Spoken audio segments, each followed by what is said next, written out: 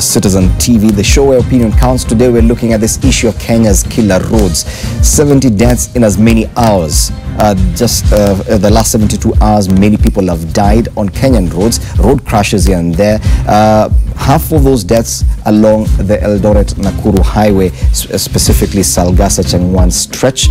But we continue this discussion. We're still in studio with Francis Major, the Director General of the National Transport Safety Authority, and the National Chairman of the Matatu Owners Association, Simon Kimutai. But we say the problem is not only with vehicles. Looking at statistics, and these are statistics from the NTSA, motorcyclists, the ones we commonly refer to as boda, are quite a number.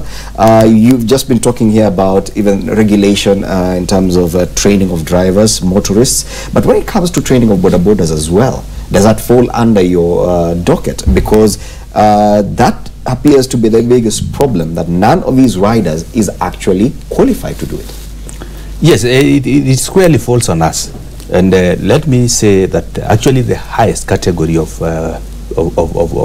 road users that are affected by road carnage are pedestrians. 40% are pedestrians. These are people walking on the highways, walking on the road. 40% of those is what causes who are actually victims. Boda, we have developed comprehensive regulations to manage that sector. The question is effective enforcement. And the reasons we came up with the regulations, first of all, at the point of sale of a motorcycle, the dealers are supposed to sell a motorcycle with 2 helmets. But the culture of wearing helmets in this country is not there. A helmet is so critical that in the event of an accident, it protects your head. And most of the boda injuries are head injuries. But the culture we have here does not or support such kinds of things. So I think we need to enhance enforcement on those issues. But more importantly, who are we now? All government agencies, as we included, the police included. Are you able to man that sector? Because it appears that probably the number of boda riders is a bit too much, that you cannot handle it. You look like you've given up on that particular group of motorists. We have not given up. We have, for a bit, we have been doing public education. We've been having the associations, talking to them. Why is it important to put on a helmet? It is very important. And I think if you look at countries like Rwanda, there's a lot of order and discipline from this sector. But here you find even people... Isn't it down to enforcement of the regulations, that if at all, because someone who does not wear a helmet, whether a pillion passenger or the rider himself, is rather obvious. You can see them publicly. Yet you will see NTSA officials just walking by and doing nothing. Isn't it down to enforcement? Well, it's enforcement. And as I told you, for us, the capacity of enforcement is very limited. So you're not able to enforce we are not adequately able to enforce on that. But every county government has got askaris, and these motorbikes, those bodas are in towns. Why can't you involve the county government, the local police, the APs, whoever, the youth staff? Why can't you involve them? When you say public and you talk as if nothing can be done? But no. People, including chiefs, there are all these people in the villages. In fact, I can tell you, we've engaged, and I can tell you of a conference we had some times back in 2006, where we involved all the provincial county commissioners across the country to tell them that this is a danger that is looming. And unless we start controlling these people, it will be very difficult to control them as we move forward. And actually for us, with the way we see, because we register motorcycles, the numbers are growing each day. And unless we tame this problem now, the problem is... The understanding is that even a motorcyclist has to be licensed. Is that the case? Come again? The understanding is that even a motorcyclist needs to be licensed. Is that the case? They need to be licensed. And actually we've placed a responsibility to 3 people. Some of these riders do not own necessarily these motorcycles. Some of them are owned by people who are working in offices like some of us. We've placed a responsibility on that person through the regulation that whoever owns a motorcycle must ensure that the rider has a license. We've also placed a responsibility on the rider himself. And the license is issued by NTSA? The license is issued, but if I buy a motorcycle, for whatever reason, maybe I want it to be ferrying people, whoever I give that motorcycle to, I must ensure, and it is an obligation placed by the regulations, to ensure that I check that the person who is riding that motorcycle has a license. Clearly, Kenyans are suffering from a cultural thing here. The people with the responsibility of ensuring road safety have beaten more than they can chew, and now they are choking, and now they are looking for who else to blame alongside their failure. The citizens are looking for who to blame. Matatu owners want to make more profits. NTSA are only seeking bribes. Traffic officers are seeking bribes. Isn't it possible that you people change tact and approach it from a behavior change campaign rather than alcohol, speed governor, and licensing, the three cash cows? Well, because that is what NTSA is known for, after all. Let me tell you this. In looking at road safety and the fatalities, which at the end of the day are very important, we have to look at the risk factors. What contributes to these accidents? Speeding, drink driving, lane indiscipline, those are the major. Fatigue. But how do we change then people from doing that? It's public education and awareness. And that we are doing. But to change a behavior of people, it's not going to take a day or two. It's an event that will take some time. You have just sorry Fred, you have just said 40% of fatalities on our roads are caused by Pedestrians.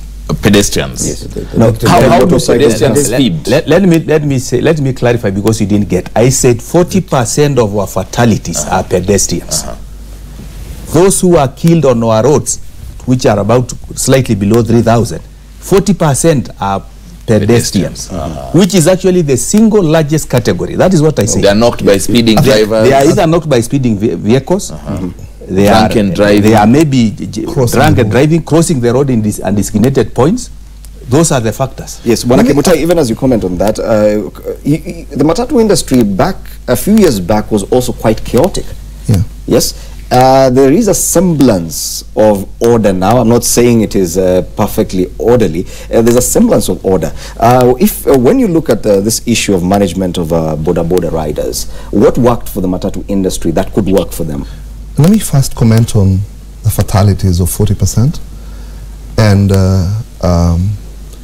why it keeps going up. I sit in a board of a trust on road safety, which is a private entity. And we see that Wayakiwe and Mombasa Road was notorious. We came up as a private sector to understand why this is happening. And we realized that people were crossing the road at undesignated areas. And we recommended that we look for partners who would make a barrier. You can't cross the road because these are highways. There are two lanes. And we decided to block completely by asking several institutions and organizations to help us block. We blocked from Safaricom all the way down. It reduced fatalities by a very big number because there were only one area and put a marshal who would help people cross the road. That reduced it by a very big number. We went to Mombasa Road. Then now a bridge was put. It reduced. So it shows that what happens here is that there is neglect.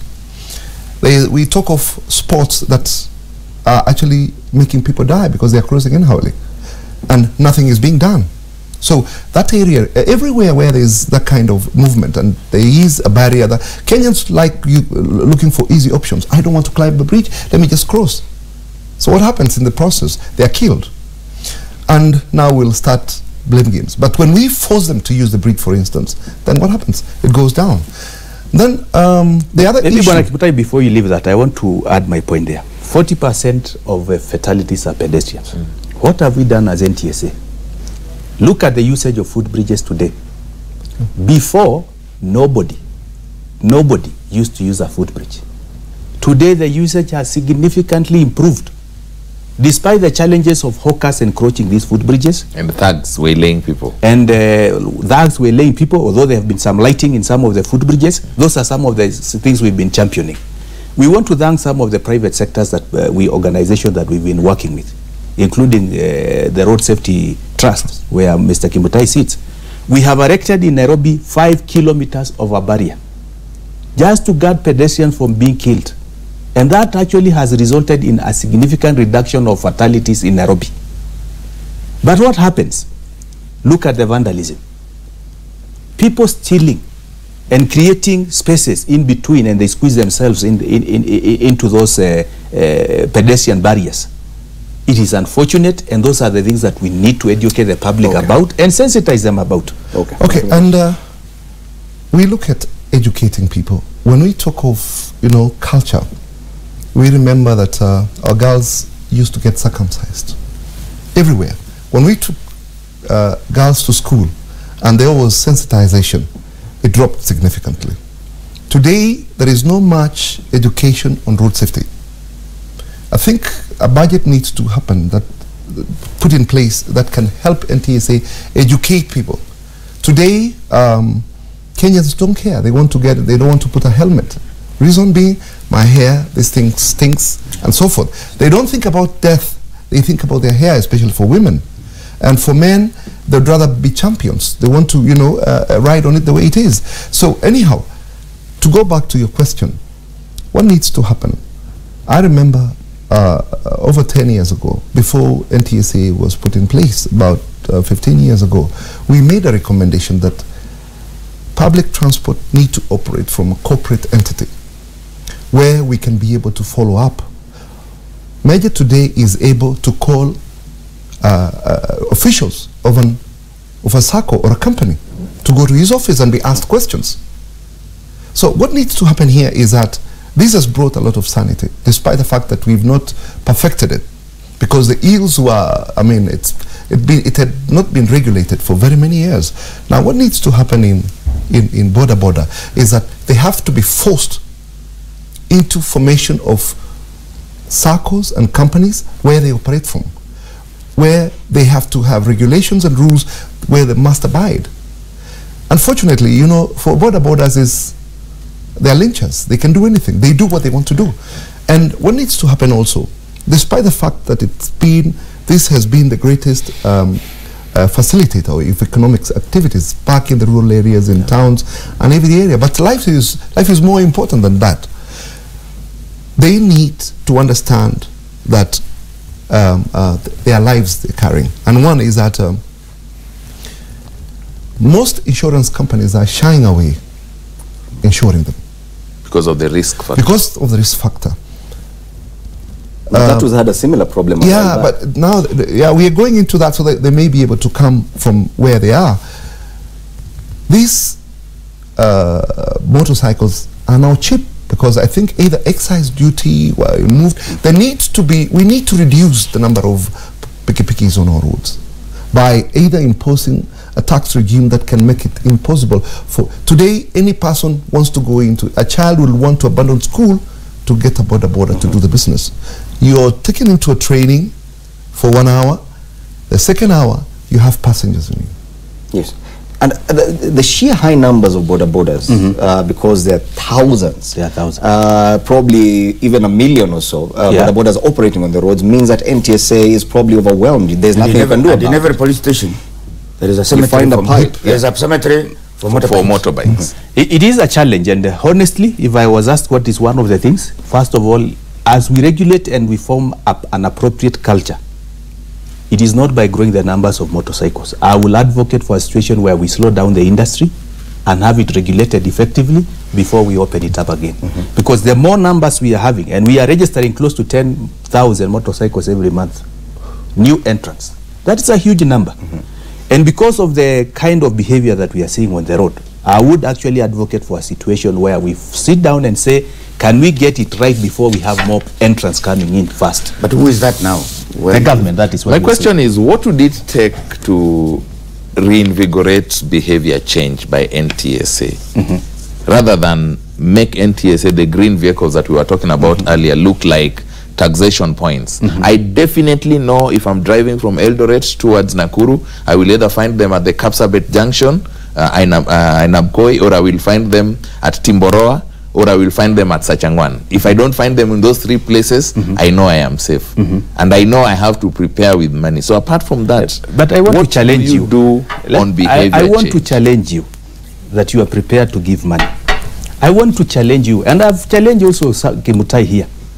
Please, if you are a responsible citizen and you are tired of this vice, why don't you give us the evidence that these people are taking money? Why do you just say, I want to give money? Are you helping the situation by giving money? But you are the one who said you can't go to court in Eldoret. Those are the options that we say as a country. We are tired. But as long as we want these easy options, yes. Who doesn't want easy options? Let me tell you this. This is a serious problem. It is a matter of life and death. You would rather be inconvenienced than to give a bribe. Wow. Because if the moment you keep continuing this, yes, this culture will never end. Okay, and it must begin at a personal level. Who is in a better position? Is it a policeman who has powers to arrest, or a person who's giving to rectify this? If a policeman is taking, we've seen clips very many times, they're just picking without even checking whether the vehicle is compliant or what. It's an issue of just taking money. One is that I want to say there is a culture. That's why I recommended that traffic policemen stops should be scrapped completely. Why do we have policemen static in a position? Very many of them from here to Nakuru, they're about 12 stops. And their work is just to stop and take money. They don't check. They don't add value to road safety. What are they there for? They don't actually help in any way. They need to be removed and probably put other ways of dealing with traffic offences. Okay. Yeah, do you seek to punish or do you seek to deter? To deter is better, and that is why what you should be doing. But what you people are doing is punishing. No, I told you. You stopped me. You asked me to pay 20,000 for speeding. The reason why we gave this proposal for instant fines is to deter. Mm-hmm. But when our hands are tied, because we injected, we cannot implement instant fines. Then what do we do? So the NTSA's hands are tied. And that's why Kenyans are dying on the roads. We're just about to take a break, but let me sample some text messages. One here says, are you aware you can acquire a license for NTSA without going for testing? And who mandated them to perform enforcement? I think that is one of their mandates. Probably you've missed the point there. Morning, Cheche, Minor watching from Dandora. My comment goes to Major. I think your idea of sand barrier plus rumble bumps can help, especially on the descent sides of all these stretches marked on all roads as black spots. Admit the traffic department has failed. All 14 seaters in towns carry 18 passengers. That probably goes to the Matatu sector. We'll be looking at that as well. Let all people right away from school be taught driving as compulsory all through universities for competence, as everybody wants to drive in his or her lifetime. That's Aboroko from Kitale. Time now for a break. When we come back now, we take a look at holiday driving. We're in December. And traditionally, the festive season in Kenya kicks off immediately after Jamhuri Day, which was yesterday. So people start driving today, going up country. Matatus raise their fares, more police officers on the roads, drink driving, all these things happening. What will happen next, given the number of deaths that we've already seen up until today's date? That when Cheche returns.